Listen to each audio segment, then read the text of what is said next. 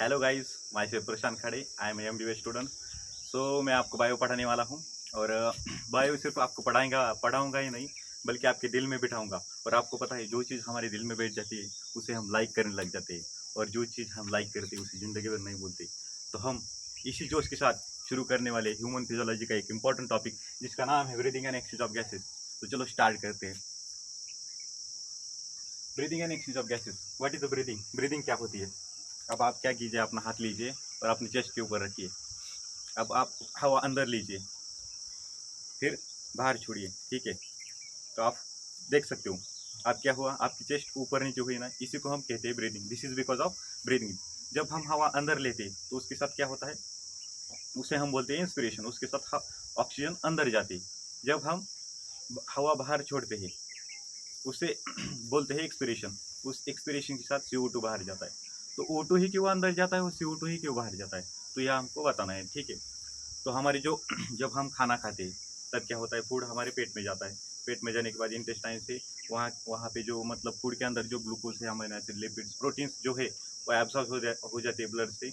Blood से फिर वो टिश्यू में जाते हैं, और टिश्यू में क्या होता है, उनका यूटिलाइजेशन करना होता है। अब ये यूटिलाइजेशन करने के लिए उसे ऑक्सीजन की ज़रूरत होती है। इसीलिए हमारी बॉडी मतलब ब्रीदिंग के द्वारा ऑक्सीजन को अंदर लेती है और टिश्यू को प्रोवाइड करती है। इसलिए हमें ऑक्सीजन इंपॉर्टेंट है। तो ऑक्सीजन का मेन काम क्या है? So oxygen, it is utilized by the organisms for indirectly breakdown of the glucose, amino acid, lipids for energy production. And CO2, जब ये प्रोसेस होती है तब CO2 सेल्स में प्रोड्यूस होता है, जो कि हमारी बॉडी के लिए उसकी कोई ज़रूरत नहीं होती। वो हमारे लिए हार्मफुल होता है। इसलिए उसे क्या करना पड़ता है, हमारी बॉडी के बाहर भेजना पड़ता है। तो इसमें हम मतलब क्या सीखे? O2 has to be continuously provided to the cells of the body, and CO2 produced by the cells released out. This process of exchange of O2 from atmosphere to the CO2 produced by cell, this known as the breathing, commonly known as respiration. तो हम यहाँ पर लिख देते हैं, मैंने क्या बोला आपसे? O2, पहला पॉइंट देखते हैं। O2 has to be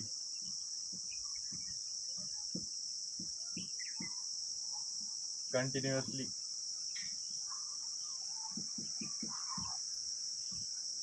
provided to the cell,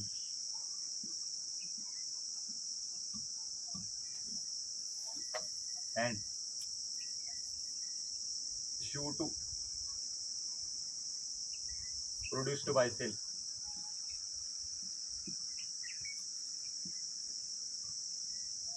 are released out. क्या? O2 कंटिन्यूसली हमारे बॉडी सेल्स को प्रोवाइड किया जाता है, और CO2 क्या किया जाता है, हमारे टिश्यू में प्रोड्यूस होता है, उसको हम बाहर छोड़ते हैं। तो दिस प्रोसेस, ये क्या हो रहा है, O2 और CO2 का क्या हो रहा है, एक्सचेंज हो रहा है। तो this process of exchange of O2 from atmosphere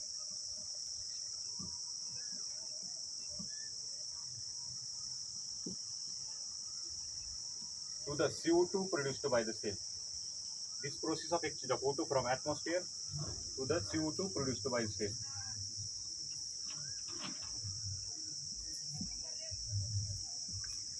is known as breathing. क्या बोलते हैं इसे? Breathing, commonly known as respiration.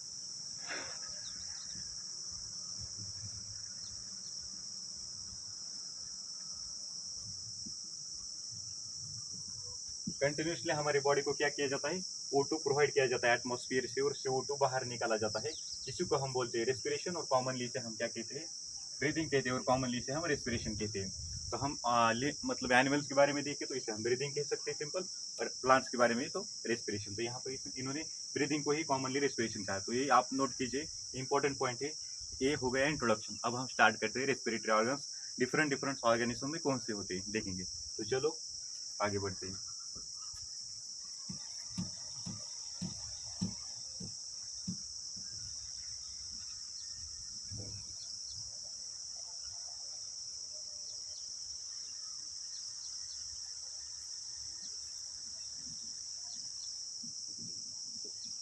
अब हम देखते हैं रेस्पिरेटरी ऑर्गन।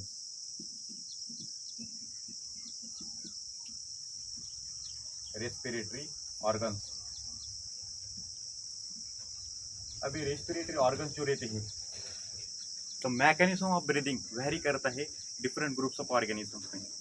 उनके मतलब वो कहाँ पर रहती है, उनके हैबिटेट के और लेवल ऑफ ऑर्गेनाइजेशन में डिपेंड करता है। The mechanism of breathing vary from organism to organism और different groups of organism depends upon the habitat and level of organisation. किस पर डिपेंड करता है? Habitat and level of organisation. Note कीजिए ये पॉइंट बहुत ही इंपॉर्टेंट है। Mechanism of breathing, mechanism of breathing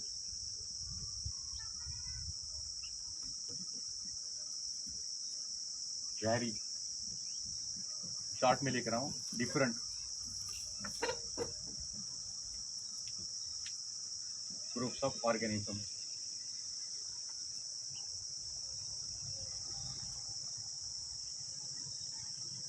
depends upon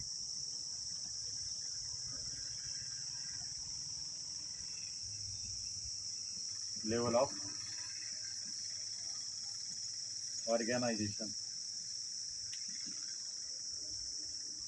and habitat. इसमें इंपॉर्टेंट क्या है? ये ऑर्गेनिज्म, इनकी लेवल ऑफ ऑर्गेनाइजेशन क्या है? सेलुलर लेवल है, टिश्यू लेवल है, ऑर्गन लेवल है, ऑर्गन सिस्टम लेवल है, इसे हम कहते हैं सेलुलर लेवल ऑर्गेनाइजेशन। और हैबिटेट, हैबिटेट कहाँ पर रहती है इसके ऊपर ये डिपेंड करता है। तो ये लेवल ऑफ ऑर्गेनाइजेशन हम एनिमल किंगडम में पढ़ेंगे, तब आप ये लाइन याद कर सकते हो किस पे डिपेंड करता है, लेवल ऑफ ऑर्गेनाइजेशन, हैबिटेट। अब हम देखेंगे कौन से ऑर्गेनिजम्स में कौन से रेस्पिरेटरी ऑर्गन्स रहते हैं, मतलब कौन से ऑर्गन से वो रेस्पायर करते हैं। तो हम सिंपली देखेंगे पहले जो लोअर ऑर्गेनिजम्स होते हैं, छोटे छोटे जो इवोल्यूशन में बहुत ही पहले आए थे। तो ऐसे इन्वर्टिब्रेट्स, इन्वर्टिब्रेट्स में लेते हैं हम पहले स्पंजेस, स्पंजेस, सिलेंड्रेट, प्लेटवर्म। ये क्या हो गए ऑर्गेनिजम्स, इधर लिखते हैं हम और इधर लिखते हैं इनके रेस्पिरेटरी ऑर्गन, रेस्पिरेटरी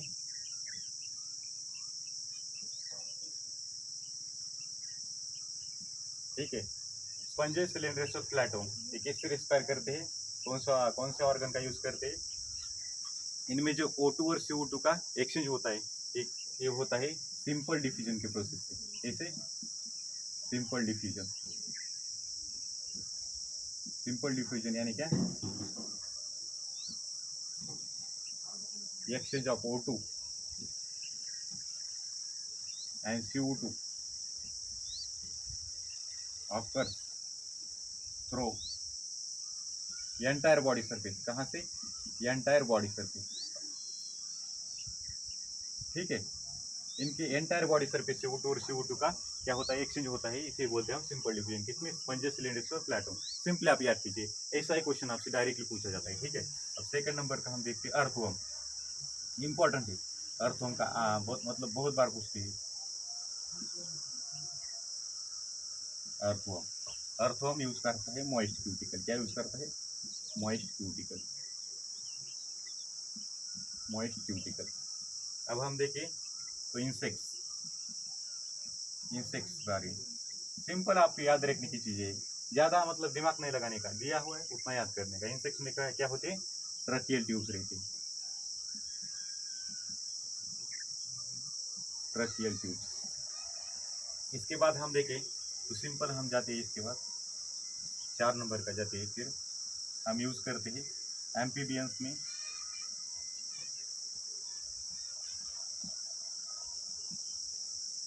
एम्फीबियंस में मॉइस्ट स्किन से। एम्फीबियंस में क्या क्या आते हैं? हमारा जो फ्रॉग रहता है वो एम्फीबियंस में आता है। तो एक कैसे करते हैं रेस्पिरेशन? मॉइस्ट स्किन से करते हैं, मॉइस्ट स्किन, ठीक है, मॉइस्ट स्किन। अब गील एक इंपॉर्टेंट ऑर्गन हो रहता है, गील किस में रहता है?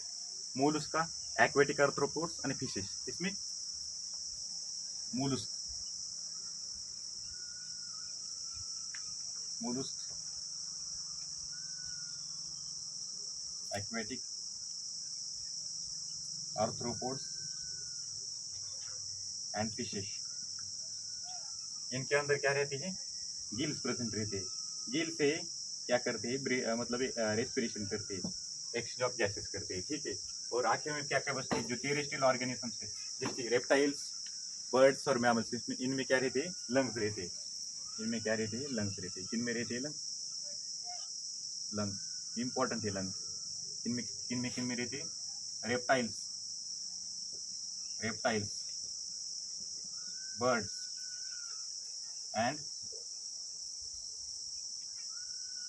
मैमल्स। हम किस में आते हैं, इस क्लास में आते हैं हम, मैमल्स में, ठीक है। तो ये मैं आपको डायरेक्टली एक मतलब मैच द फॉलोइंग का क्वेश्चन इसमें डायरेक्टली बन सकता है, या फिर सिंपली आपको इसका भी रेस्पिरेटरी ऑर्गन आपसे पूछ सकते हैं। तो एक बहुत ही मतलब शॉर्ट नोट्स मैंने आपको बना के दिए, तो आप ये अच्छे से याद कीजिए, नोट कीजिए, और आप जब क्वेश्चन सॉल्व करेंगे तो आपकी डायरेक्टली क्वेश्चन यहाँ से बन जाएगी। बहुत ही इंपॉर्टेंट पॉइंट है, बहुत बार इससे क्वेश्चन आए हुए हैं और आगे भी आते रहेंगे, ठीक है। तो चलो आगे बढ़ते हैं।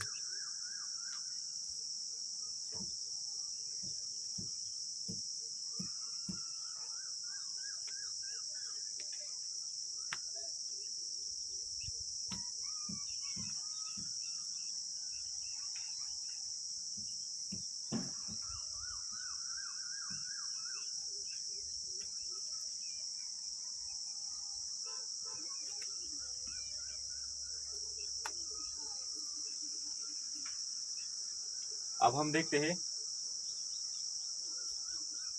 ह्यूमन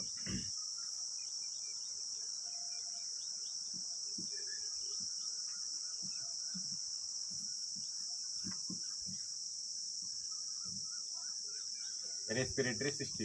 क्या देखते हैं हम? Human respiratory system. अब हम क्या देखने वाले हैं, ह्यूमन रेस्पिरेटरी सिस्टम। तो हम ह्यूमन के बारे में देखें तो ह्यूमन के अंदर क्या होते हैं, 2 लंग्स प्रेजेंट रहते हैं, 2 लंग्स प्रेजेंट रहते हैं, ठीक है। तो कितने लंग्स होते हैं? ह्यूमन हैव 2 लंग्स, ठीक है। कितने लंग्स रहते हैं? 2 लंग्स। अब इस लंग्स लंग्स की जो कवरिंग रहती है, covering of lung,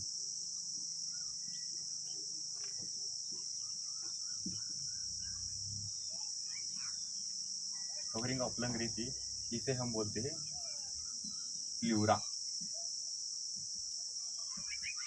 double layered,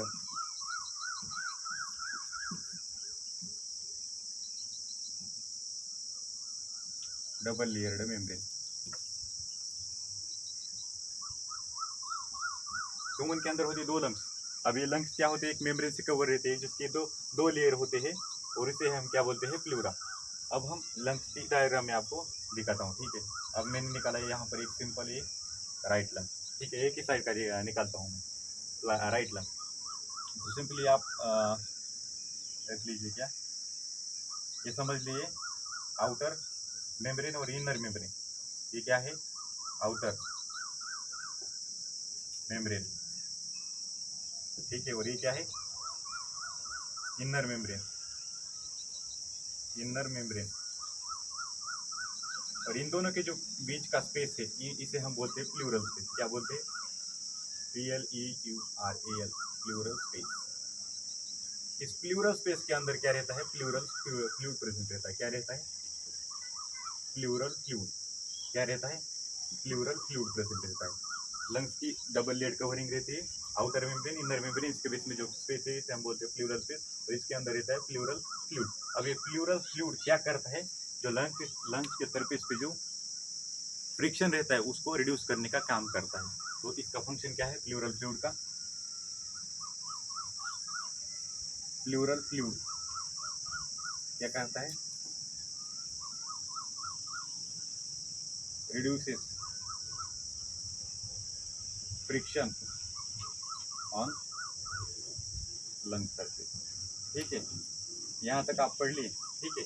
basic सा बता दिया है, इंपॉर्टेंट है। हम अब आगे बढ़ते हैं, ठीक है।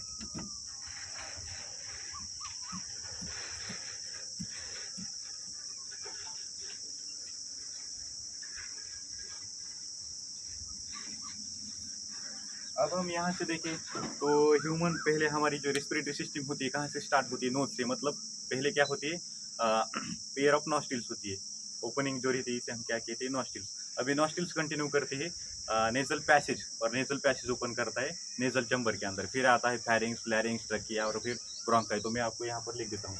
तो हमारी जो रेस्पिरेटरी सिस्टम का पाथवे है वो कहाँ से स्टार्ट होता है, appear of external नॉस्टिल, appear of external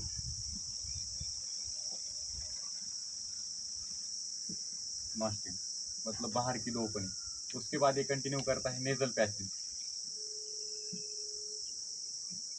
nasal passage. इसके बाद आता है नेजल चैम्बर, नेजल चैम्बर, ठीक है। क्या आता है, नेजल चैम्बर आता है। इसके बाद नेजल चैम्बर कंटिन्यू करता है एज अ फेरिंग्स, फेरिंग्स के बाद आता है लैरिंग्स। ये ओपन, नेजल चैम्बर ओपन करता है फेरिंग्स में, फेरिंग्स ओपन करता है लैरिंग्स में, और लैरिंग्स कंटिन्यू करता है एज अ ट्रकिया। क्या करता है, यहाँ तक मैंने पाथवे लिख दिया है। अब हम आगे का भी कंटिन्यू करेंगे, लेकिन यहाँ तक का जो इंपॉर्टेंट है मैं आपको बता देता हूँ। सिंपली आपको पाथवे भी पूछ सकते हैं क्वेश्चन में, इंपॉर्टेंट है, पूछा गया हुआ है बहुत साल पहले, लेकिन इंपॉर्टेंट है। अब मैं बताता हूँ।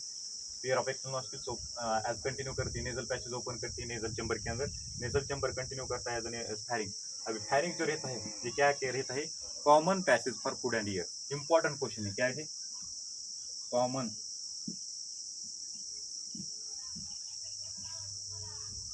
पैसेज फॉर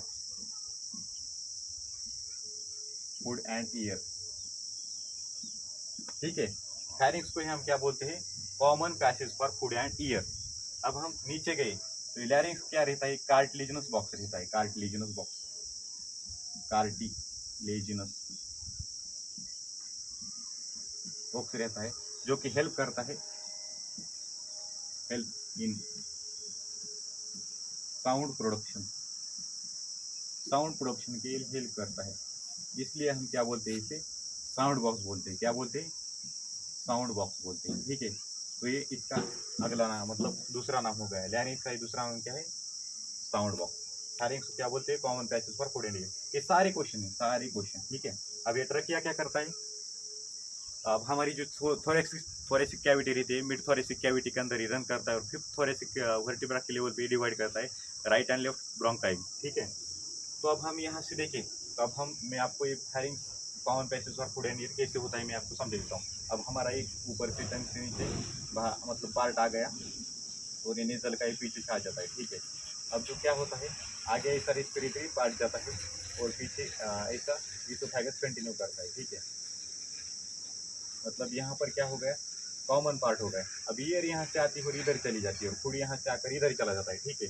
तो यहाँ पर क्या रहती है, एक कार्टिलेजिनस फ्लैप रहता है, एक कार्टिलेजिनस फ्लैप इधर।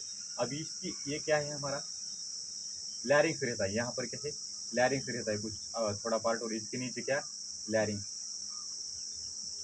लैरिंग्स, और नीचे क्या कंटिन्यू करता है, ट्रकिया करता है, ठीक है। अब ये जो पार्ट है इसकी ओपनिंग को हम बोलते हैं इपीग्लोटिस। क्या बोलते हैं, नहीं सॉरी सॉरी, इसे बोलते हैं ग्लोटिस, ओपनिंग को बोलते हैं ग्लोटिस, और इसको जो कवर करता है उसे हम बोलते हैं इपीग्लोटिस, ठीक है। तो ये क्या हो गया, ग्लोटिस, और इसे एक कार्टिलेजिनस इलास्टिक फ्लैप कवर करता है, उसे हम क्या बोलते हैं, इपीग्लोटिस। अब हम जब खाना खाते हैं ड्यूरिंग स्वॉलोइंग, अब क्या होता है, एक कार्टिलेजिनस फ्लैप ऐसा रहता है, जब हम खाना खाते हैं तो खाना क्या होता है, नीचे आता है, तब खाना यहाँ पर आ जाए तो ये कार्टिलेजिनस फ्लैप क्या करता है, लैरिंग्स को ऐसा कवर करता है, और खाना ऐसे नीचे चला जाता है। मतलब ये क्या करता है, इपिग्लोटिस मेनली क्या करता है, प्रिवेंट करता है entry of food into the trachea और लैरिंग्स, ऐसा हम बोल सकते हैं, ठीक है। तो यही इंपॉर्टेंट क्वेश्चन है यहाँ पर। ये हो गया कॉमन पैसेज फॉर फूड। ये लैरिंग्स क्या करता है, ये कार्टिलेजिनस बॉक्स से साउंड प्रोडक्शन हेल्प करता है, इसलिए हम बोलते हैं साउंड साउंड बॉक्स। अब ये ट्रकिया जो रहता है नीचे कंटिन्यू करता है और डिवाइड करता है, डिवाइड ट्रकिया, ये क्या है, एक स्ट्रेट ट्यूब है, स्ट्रेट ट्यूब है। इसे हम क्या बोलते हैं, विंड पाइप बोलते हैं। क्वेश्चन बनते हैं, क्वेश्चन है क्या है, विंड पाइप। डायरेक्टली मैं आपको क्वेश्चन बता रहा हूँ, क्वेश्चन के फॉर्मेट में आपको पढ़ा रहा हूँ, ठीक है। तो ट्रकिया क्या है, स्ट्रेट ट्यूब है, इसे हम क्या बोलते हैं, wind pipe. Straight tube continue करता है और डिवाइड करता है, डिवाइड एट लेवल ऑफ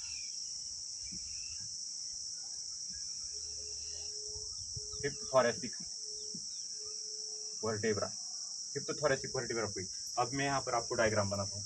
ये ऊपर से आ गया हमारा ट्रकिया, यहाँ पर ये राइट ब्रोंकाई, यहाँ पर ये हमारी लेफ्ट ब्रोंकाई, यहाँ पर क्या आता है T5 मतलब फिफ्थ थोरेसिक वर्टेब्रा, ठीक है।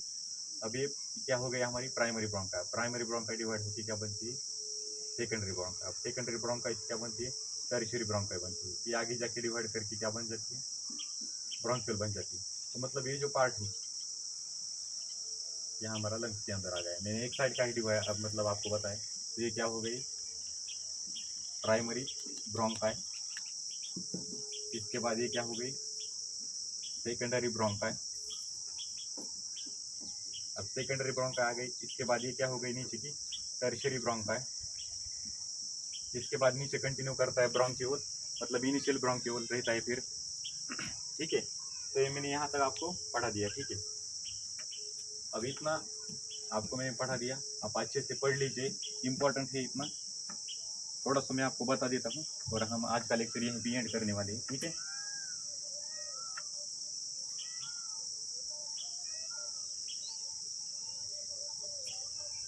अब हमारी जो ब्रोंकाई होती है मतलब हम अब trachea, primary bronchi, secondary bronchi, फिर आते हैं ब्रोंक्यूल्स, और ब्रोंक्यूल्स के बाद हम क्या करने वाले हैं कंटिन्यू करते हैं ब्रोंक्यूल से टर्मिनल ब्रोंक्यूल आता है, फिर टर्मिनल ब्रोंक्यूल का मतलब give rise number of many small irregular walled vascularised bag देता है, इसे हम बोलते हैं अल्वेलाई, और अल्वेलाई जो रहता है ये क्या करता है गैसवी सेक्शन के लिए हेल्प करता है।